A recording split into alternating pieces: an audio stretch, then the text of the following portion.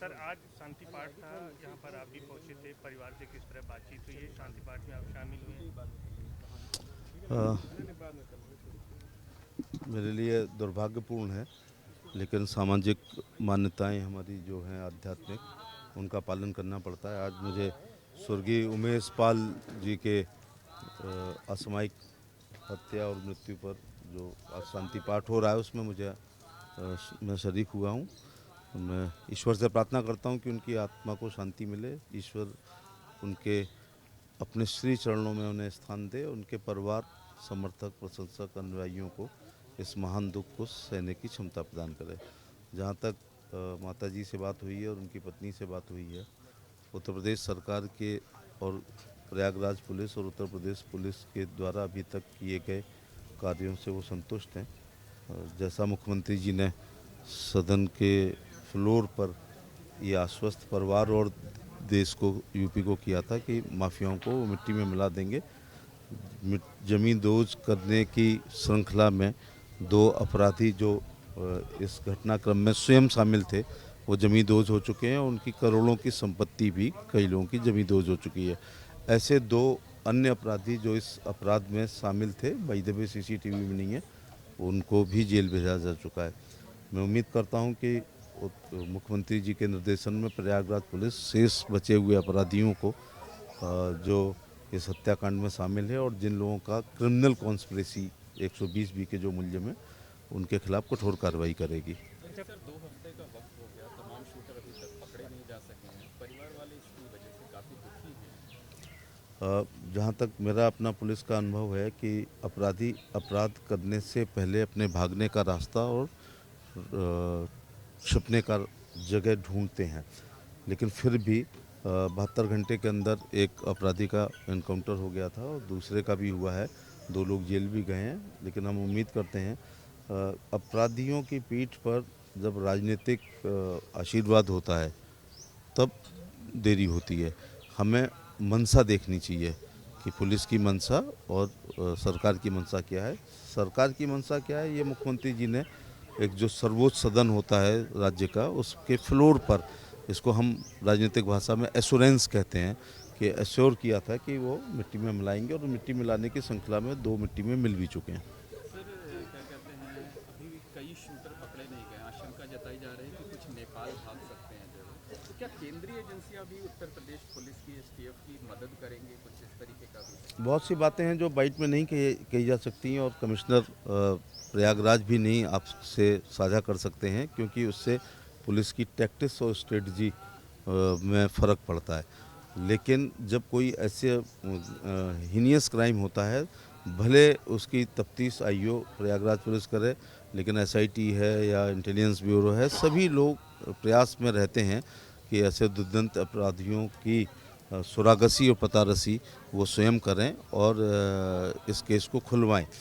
मैं देख रहा हूँ एक बहुत हैंडसम अमाउंट भी सरकार के द्वारा खोला गया है, 2.5 लाख तक की उसमें इनाम है। वो ये कि कोई भी सूचना देगा तो निश्चित रूप से सूचना देने वाले को कभी उजागर नहीं किया जाता है, ये हमारा कानून कहता है। इसलिए तमाम एजेंसी लगी हुई हैं और सब कलेक्टिव रिस्पॉन्सिबिलिटी है कि सब लोग मिलके इस केस के अंतिम अपराधी को भी पकड़वाए और संविधान और कानून के अनुसार जो सज़ा है वो माननीय अदालत में चार्जशीट ऐसी दी जाए जिससे सज़ा भी हो सके। क्या केंद्रीय एजेंसियां भी यूपी पुलिस की मदद कर रही हैं इस केस में? निश्चित तौर से केंद्र में भी सरकार भारतीय जनता पार्टी की है और यूपी में भी सरकार हमारी है, और ये जिस पे इन्वेस्टिगेशन होता है उसकी विशेष जिम्मेदारी होती है। लेकिन इतने बड़े कांड में सब लोग अपनी शिरकत करते हैं और श्रेय भी लेना चाहते हैं। फरार आरोपियों को लुकआउट नोटिस भी जारी कराया जाएगा ताकि वो भाग हमारी सीआरपीसी की जो प्रक्रिया है, एक मैं जहाँ तक मेरा अपना पुलिस का अनुभव है कि जो अपराधी जिनके खिलाफ चार्जशीट लगाने की पुलिस की मंशा है या जिनके खिलाफ पर्याप्त एविडेंस हैं जो कोर्ट में चलाए जा सकते हैं, तो फिर माननीय अदालत के सामने पेश होकर 82 मांगी जाती है और 82 की अधिसूचना होती है, रूटगी होती है, उनके घरों पर, उनकी संपत्ति पर चस्पा किया जाता है। उसके बाद 83 की कार्रवाई होती है जिसमें संपत्ति को कुर्क भी किया जाता है। और जब ऐसी कोई संभावना जल्दी नहीं होती है तो मफरूरी में भी चार्जशीट लगाई जाती है और इसके बाद जब तारीख पड़ेंगी तो निश्चित तौर से उस समय जो अभियुक्त आएगा वो नॉन अवेलेबल अभियुक्त होगा तो उसको जेल भी जाना पड़ेगा। परिवार वाले तो ये चाहते हैं कि जो लोग साजिश रचने में शामिल थे, जिन्होंने साजिश रची है, जो लोग असली सूत्रधार हैं, उनकी गाड़ी पलटनी चाहिए। ऐसी परिवार वालों की देखिए, अब ये विकास दुबे के बाद ये आप लोगों ने एक शब्द इस्तेमाल किया है, गाड़ी पलटना। इनकाउंटर शब्द, ये मेरे सामने एसीपी खड़े हैं, इनकाउंटर शब्द कोई पुलिस में है नहीं।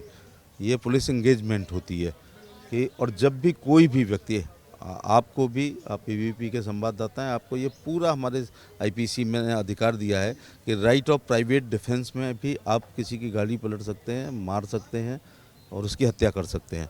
और राइट ऑफ प्रॉपर्टी एक होती है, जैसे मेरे घर में एक बदमाश ने नकब लगा के आधा अंदर है और चोरी कर रहा है, तो मैं उसकी गर्दन काट सकता हूँ, लेकिन वो जब भाग जाए और फिर उसके बाद मैं सिविल लाइंस में जाके मारूँ, वो दैट इज़ मर्डर। इसी प्रकार से जब तक मेरे शरीर को खतरा किसी से है तो आम आदमी भी राइट ऑफ प्राइवेट डिफेंस में किसी को मार सकता है। और जितने भी लाइसेंस धारक अपने फॉर्म में जब लिखते हैं द कॉज ऑफ लाइसेंस, तो उसमें ये लिखा जाता है आत्म सुरक्षा में, मेरे को ये आत्म सुरक्षा के लिए ये हथियार चाहिए। तो जो भी संविधान और कानून के नियमों के अंतर्गत जो जो कार्रवाइयाँ होती हैं, अब एक्चुअली क्या है, जो इसको हम पुलिस मुठभेड़ कहते हैं, चूँकि पुलिस प्रोफेशनल होती है, पुलिस ट्रेंड होती है, पुलिस ज़्यादा एक्टिव है, इसलिए ये उसमें बदमाश मारे जाते हैं, कुछ लोग भाग भी जाते हैं, पुलिस को भी इंजरीज होती हैं। लेकिन इनकाउंटर कोई शब्द नहीं है, लेकिन ये देखा गया है कि जब पुलिस पर जान से मारने की नीयत से कोई भी फायर करेगा तो वो मारा जाएगा। समाज की मंशा होती है कि गाड़ी पलटनी चाहिए ऐसे अपराधियों को, जिनसे समाज को एक खतरा हो जाए। मैंने कहा ना कि संविधान और कानून का पालन करते हुए जो भी कठोरतम कार्रवाई प्रयागराज पुलिस कर सकती है वो निश्चित तौर से करेगी, चाहे उसमें आप जो शब्द इस्तेमाल कर रहे हैं वो शामिल हो या अन्य शामिल हो, लेकिन संविधान और कानून ने पुलिस को जितने अधिकार दिए हैं उनका वो पूरा जो है उपयोग करेगी। उमेश पाल की माता जी मिलना चाहती थी सीएम योगी से, इस बारे में भी कोई बात की है, कोई इच्छा जाहिर की है? मुख्यमंत्री जी तक मैंने संदेश किया है, हो सकता है प्रयागराज के प्रवास के दौरान वो परिवार से मिलें अथवा लखनऊ बुला करके मिलेंगे, लेकिन मिलेंगे जरूर, उनकी मां ने ये आपसे मिलेंगे जरूर। अच्छा, इनकाउंटर पे भी विपक्षी पार्टी ने सवाल जब विपक्षी सरकार के समय आपराधिक कूड़े पे पनपे हुए ये कीड़े हैं और जब इन कीड़ों का फन कुचलेगी योगी सरकार, तो स्वाभाविक बात है उनको दर्द होगा। बहुत ही राष्ट्रद्रोही, समाजद्रोही अपराधियों को संरक्षण करने वाला व्यक्ति होगा जो उमेश पाल हत्याकांड में भी अपराधियों को किसी भी प्रकार का सपोर्ट करना चाह रहा है। वो राष्ट्रहित में ठीक नहीं है। और अपराधियों की ना कोई जात होती है, ना कोई पार्टी होती है, ना कोई धर्म होता है, इनका धर्म होता है अपराध करना। ऐसे जो भस्मासुर पाल रहे हैं ना, एक दिन वो उन्हीं के सिर पे हाथ रखेंगे।